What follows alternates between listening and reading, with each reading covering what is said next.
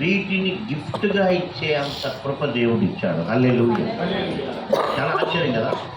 20 రూపాయలు పెట్టి బైబిల్ కొనలేనటువంటి ఒక వ్యక్తిని దేవుడు దీవించి 6 లక్షలు పెట్టి బైబిల్స్ కొని వాటిని ఫ్రీగా ఇవ్వడానికి. కాబట్టి గ్యారంటీ ఏంటంటే, మీరు ఈ వాక్యాలను మీకు ప్రభు ఏవేవి చూపిస్తాడో అవన్నీ కూడా కంఠాపాఠం చేస్తూ వస్తే దేవుడు తప్పక మిమ్మల్ని అన్ని విషయాల్లో దీవిస్తాడు. తర్వాత మీరు చేయాల్సిన పని ఏంటంటే, వేరే వాళ్ళని మీరు ఇన్స్పైర్ చేయాలి.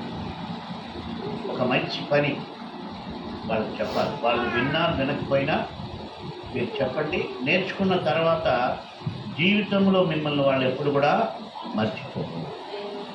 వాక్యంలో అంత శక్తి ఉంది.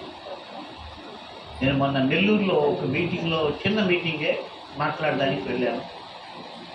చాలా చిన్న మీటింగ్ అది.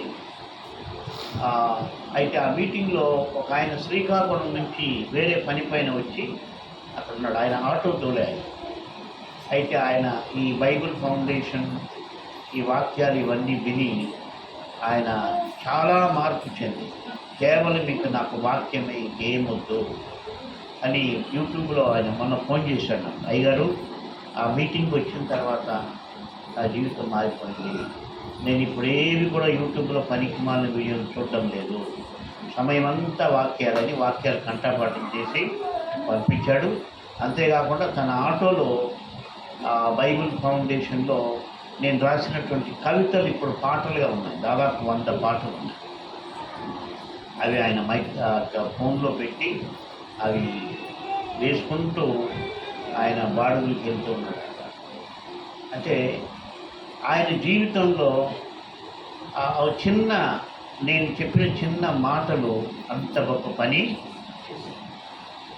కాబట్టి నేను చాలా ఆశ్చర్యపోయి దేవుని స్తుతించాను. అంటే ఆ చిన్న మీటింగ్లో ఆయన ఇన్స్పైర్ కావాలి. కాబట్టి మన జీవితంలో వేరే వాళ్ళకు మనం చేయగలిగినటువంటి మేలు ఏంటంటే, వాళ్ళకు దేవుని వాక్యాన్ని పరిచయం చేయాలి. సరే, ప్రార్థించుకుందాం.